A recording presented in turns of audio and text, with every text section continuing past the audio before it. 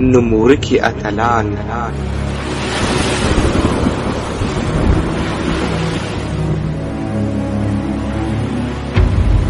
هغه اتلان چې هالیوډ موږ ته د سمندري غلو په نامه راوپېژندل. زه مجرم وم چې ارمان مې سپین قانون پر ما پورې دغه تور و بل څه نه و شهادت مې پر تا پور. نهمه برخه. موږ په تېره برخه کې وویل چې بربروسا عروج ته وویل چې یوه آخري چاپه پاته ده او باید هغه هم وکړو. عروج وویل آیا ستا مطلب روما دی؟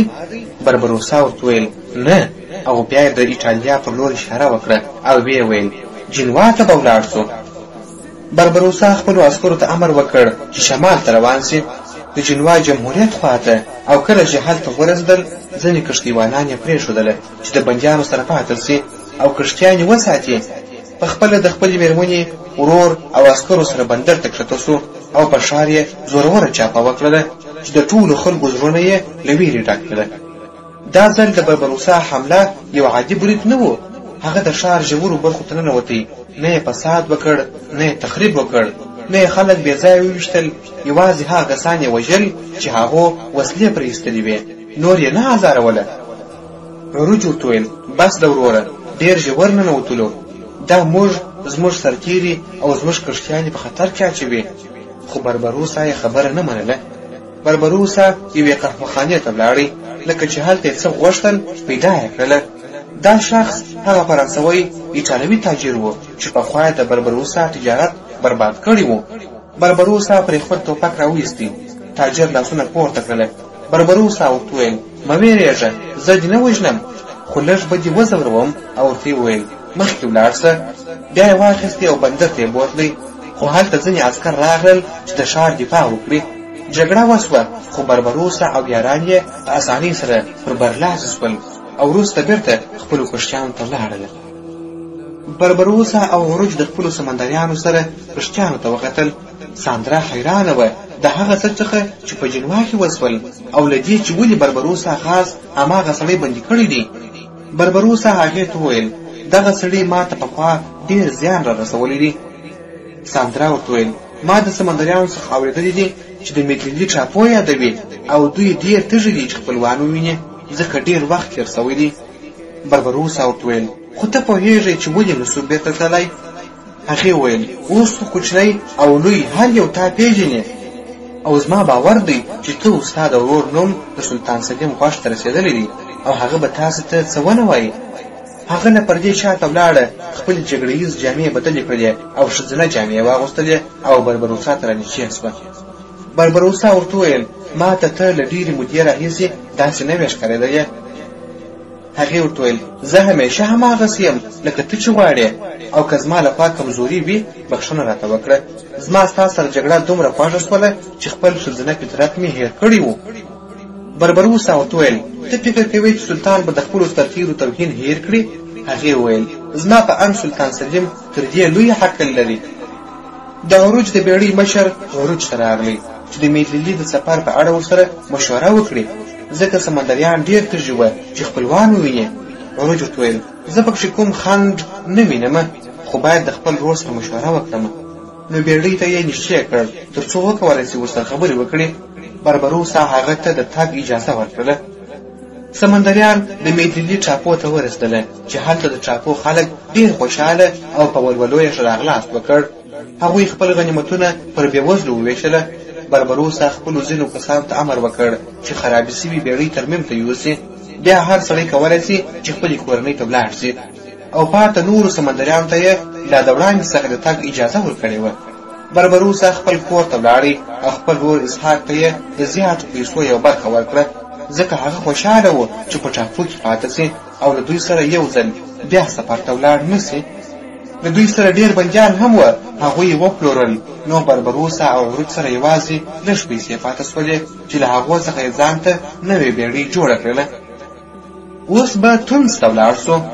د تونس د سلطان میرمن هغه ته په قهرجنه او سپکاوي ډکه لهجه کې وویل: زه نه پوهېږم چې سلطان ته یې او که هغوی دا بېکوره سمندریان خو اوس له خپله حده زیات اوښتي دي.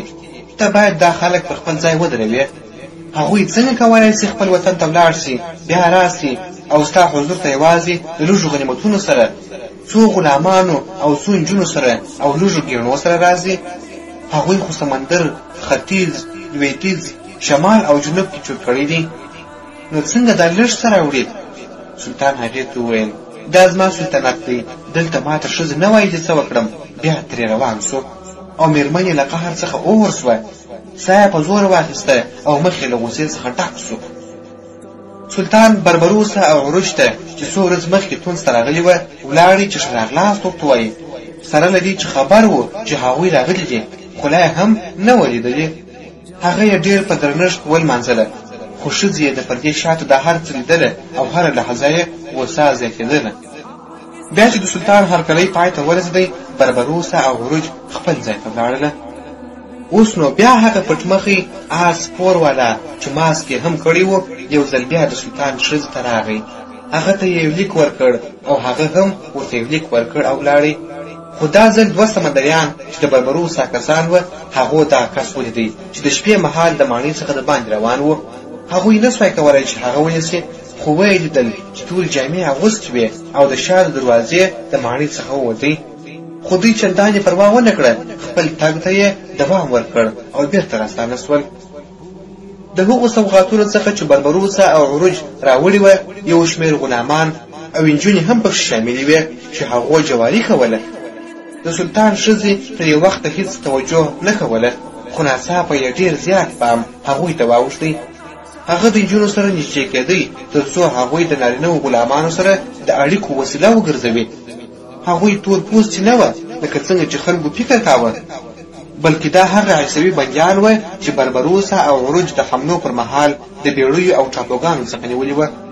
دغه غلامان د سلطان د ښځې د ګوتې د انګشترۍ په شان وګرځېدله. هغې خپله پوهه پرې ټینګه کړله ځکه چې د دوی کمزوري یې پېژندلې وه. هغې هڅه وکړه چې غلامان د سلطان د نجونو سره ونښلوي او د نجونو د لارې یې هغوی یو له بله سره بلد کړله. نو دا اړیکې د شهوت تر بریده ورسېدلې او ډېر پکښې لوېدلې وه.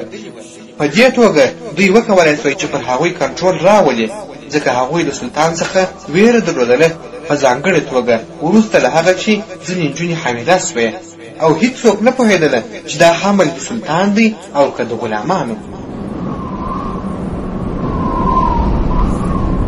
بربروسا د خپلې میرمنې ساندرا سره د خپلې خونې مخې ته د ژمي په یوه ساړه ماښام کې ناست وه. باد ډېر زورور و. ساندرا خپل لاسونه په اوږو تېروله د دې لپاره چې توده سي. هغې ورته وویل: راځه چې خونې ته ولاړ سو، باد ډېر شدید دی. بربروسا ورته وویل: زه بیریږم چې د هوا له امله ساتونکي ویده نه سي. هغې ورته وویل: ستا هر ملګري سمندري سړی دی، خپل کار ښه پېژني. بربروسا ورته وویل: زه باید پر هغوی وګرځېږم او خبردار یې کړم. هغې ورته وویل: ګرانه زه ویریږم ته په دې سخت موسم کې تاوان ونه وینې. ده ورته وویل: که زه تاوان وینم بهتره ده له دې چې ټول یو ځای له منځه ولاړ سو. بیا یې هغه پرېښودله او د خپلو سرتېرو خواته روان سو. کله چې بربروسا د جنګي ښار په کوڅو کې روان و، عروج یې ولیدی. ورباندې غږ یې کړ: وروره ته لا تر اوسه ویښ یې؟ بربروسا ورته وویل: زه بیریږم چې ساتونکي د دې خرابې هوا له امله بیا غوره نه سي، نو راغلم چې یو وارې ورباندې وګرځېږم. عروج وخندل او ورته یې وویل: وروره ته خو په خپلو سرتېرو باور نه لرې، ولاړ سه استراحت وکړه. په هماغه شپه د سلطاني ماڼۍ څخه څو کسان چې تورې جامې اغوستې وې او مخان یې پټ وه راووتله. داسې ورو ورو روان وه چې څوک یې ونه ویني. دوی د جنګي ښار لور ته روان وه چیرې چې بربروسا او عروج اوسېدله. د دوی سره داسې توکي وه چې ژر اور واخلي. دا توکي یې په کڅوړو کې اچولي وه. ساتونکي خو ویښ وه، خو د یخ له امله هر یو په خپل ځای کې په یوه وړینه ټوټه کې تاو سوی و. شپه ډېره توره وه، سپوږمۍ نه وه.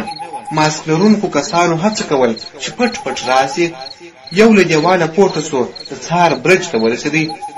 هلته یو ساتونکی ولیدل سو، نو هغه ماسک والا په زهرجن خنجر وواهه او ویې واژه. نورو هم همداسې وکړل. دیوال ته وکتل، ساتونکي ووژل تر دې چې د ښار یو اړخ د ساتونکو څخه خالي شو نو ښار ته ورننوتله. هغوی پټنځایونه لکه د مهماتو، اکمالاتو، وسلو او د سمندریانو د استوګنې ځایونه ژر یې دغه ځایونو ته اور واچاوه. بیا ژر تېښته وکړه او د دیواله څخه د باندې واوښتله بیا له دې چې کومه نښه پرېږدي. دلته بیا بربروسا ویښ و، خوب نه ورتلی. کله چې د اور غږ واورېدی شک یې وکړ، خو چې د باندې یې وکتل هر څه اور اخیستی و. سمدلاسه راپورته سو، نارې یې وهلې زه پر حق وم، خو اوس ناوخته سوی دی. د مهماتو ګدام وچاودېدی او د وسلو ځای اور واخیستی او ښار ټوله وسوځېدی. بربروسا او مېرمن یې او عروج او سرتیرې د ښار دروازې ته راغلل چې ووځي، خو دروازه د باندې څخه په یو درانه شي باندې بنده سوې وه. اور د هر لوري څخه ورنږدې کېدی. ځینې سرتیرې وسوځل شول، ځینې نیم ژوندي پاته شوله. بربروسا د اورونو ترمنځ مېرمن او عروج پناه کړل او غږ یې وکړ، یا رب. لکه چې اور ته یې وویل ما وسوځوه، خو دوی مه سوځوه. ناڅاپه دروازه خلاص شول او ډېرې اوبه راغلې. خلک د باندې ووتل او د سلطان سرتیرو اورونه مړه کړله.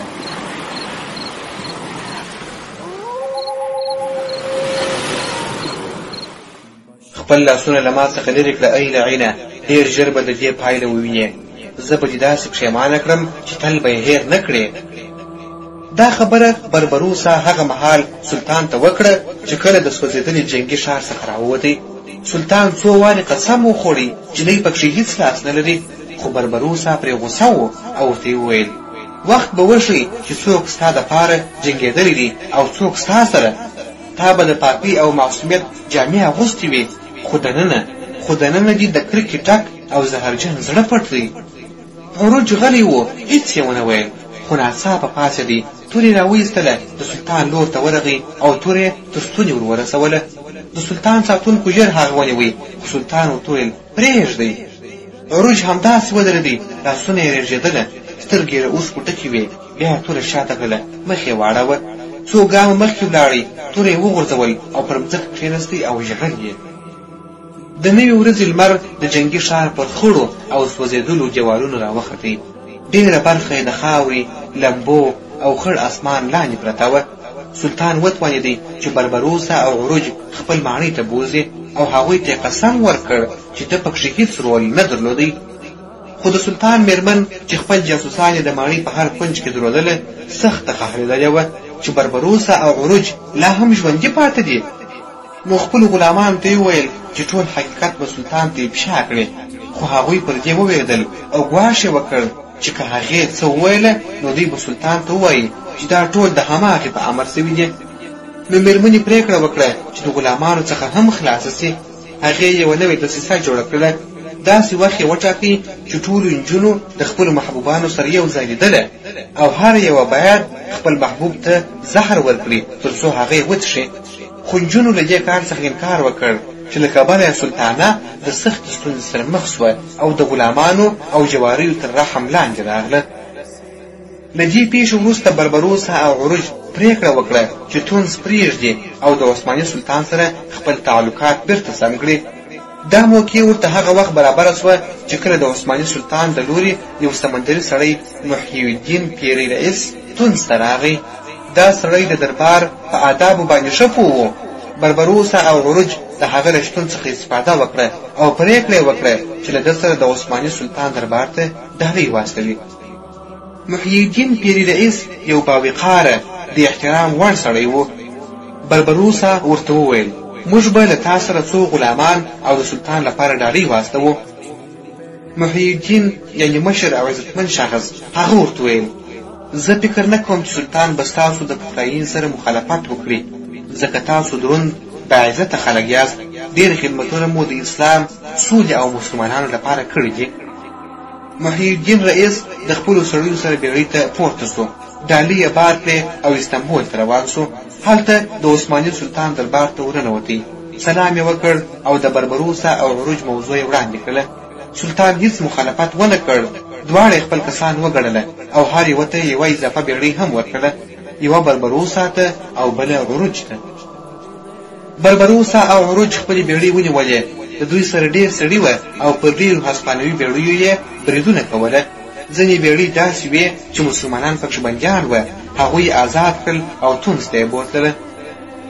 بربروسا او عروج د خپلو بیړیو سره او د 8 نورو بیړیو او 2023 سمندریانو سره د الجزایر د بجایه کلا چې د هسپانویانو په لاس کې وه د نیولو نیت وکړ.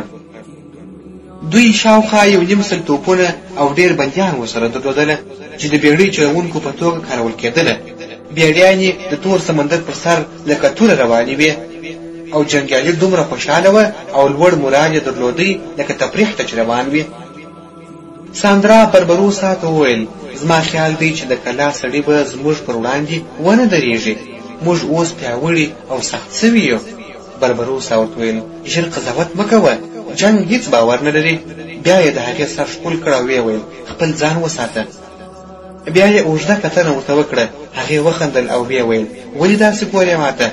ده ورته ویل زما زړه وایي کېدای سي دا وروستی ځل وي چې ستا سترګو ته ګورم. هغې په قهر ویل داسې ولې وایې؟ نه غواړم نور داسې خبرې در څخه واورم. بربروسا وپوښتله ته زما سره مینه لرې؟ هغې ورته ویل ته اوس دا پوښتنه کوې؟ ته خو ښه پوهېږې. او بیا یې وویل زه یو ښه خبره درته کوم. ده وپوښتل څه خبره ده؟ هغې د بربروسا لاس ونیوی، خپل نس ته یې ورنږدې کړ. بربروسا حیران سو، خوشحاله سو او ورته یې وویل مهرباني وکړه داسې ټوکې مه کوه ساندرا. هغې ورته ویل زه ټوکې نه کوم. بربروسا له خوښۍ څخه څه نه سوای ویلی. بیا یې کلکه غېږه ورکړه او په لوړ غږ یې وویل زه د خدای ډېر شکر وایم. دا یې په دومره لوړ غږ وویل چې ډېرو جنګیالیانو ورته وکتل. بیا بربروسا ورته ویل نو ته زموږ سره په هیڅ جګړه کې برخه نه سې اخیستلی؟ هغې وخندل او ویې ویل ته ټوکې کوې؟ دا خو یې لا شروع ده. ما غوښتل دا خبره پټه وساتم تر څو ته راته ونه وایې، خو ما غوښتل اوس درته ووایم تر څو درته د امید او خوښۍ اوږه درکړم. بربروسا وویل خو زه ویرېږم هسې نه چې تا ته او یا ماشوم ته څه زیان ورسېږي. هغې وویل مه ویرېږه انشاءالله ښه به سمه. کښتیانې د بجایه بندر ته ورنږدې سوې. جنګیالي ساحل ته کښته سول او د کلا پر لور یې برید وکړ. د کلا ساتونکو ناڅاپي برید ولیدی، ژر یې دروازې وتړلې او ټول پوځ یې چمتو کړ. د کلا نوی قومندان سخت او قهرجن سړی و او د بربروسا او عروج لپاره یې د ویر او بلا ژمنه کړې وه.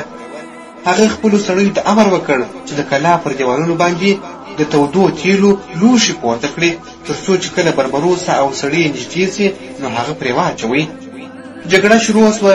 بربروسا او عروج د کلا پر وړاندې ډېر پرمختګ وکړ، خو د قومندان روحیه لوړه وه او د کلا ټول خلک نارینه ښځې او ماشومان یې د دفاع لپاره چمتو کړي وه. کله چې بربروسا او سړي نږدې سول قومندان پرې تاوده غوړي راواچوله. ډېر سړي یې ځای پر ځای ووژله. بربروسا چې دا منظره ولیدله نو له غمه یې چیغې کړلې، خو غوښتل یې چې خپل پوځ بیا منظم کړي. همدا شیبه وه چې هسپانوي قومندان امر وکړ چې د کلا غش ویشتونکي او توپچیان دې د سپرو ملاتړ وکړي او دی په خپله ټوپک سره د کلا څخه راووتی. سمدستي برید یې وکړ چې د بربروسا په لښکر کې سخت زیانونه ورسېدله. بربروسا خپلو سړیو ته د شاتګ امر وکړ، خو خپل شاوخوا یې ولټاوه، ساندرا یې ونه لیدله. ټول سړي وتښتېدل، خو بربروسا پاته سو.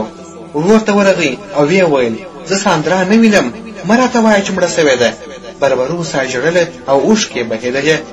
هغه د کلا پر لور روان سو، سینه یې لوڅه کړې وه، چیغې یې وهلې، ویل وژنئ مې. هسپانوي سرتېرو کتل، توپونه او توپکونه یې تیار کړي وه. حیران و چې څه وکړي، خو عروج ورمنډې کړه، پر مځکه یې وغورځاوه او ویې ویل ته خپل ځان وژنې ای احمقه. بربروسا خپل ورور ووهه او ویې ویل زه غواړم د هغې سره یو ځای سم. خو ناڅاپه یې یو غږ واورېدی چې نوم یې اخلي بربروسا. دا د ساندرا آواز و. بربروسا ژر ژر وکتل چې ورورسېدی نو ویل چې ساندرا په ډېرو وینو کې پټه ده او سخته زخمي سوې ده. نو دا یې پر اوږه واخیستله او منډه یې کړه د کښتیو طرف ته. خپلې کښتۍ ته وختې او کښتۍ یې شمال ته وخوځولې. خو د تونس سواحلو ته نږدې هسپانوي کښتیو بیا پرې برید وکړ او درانه زیانونه یې ورورسوله.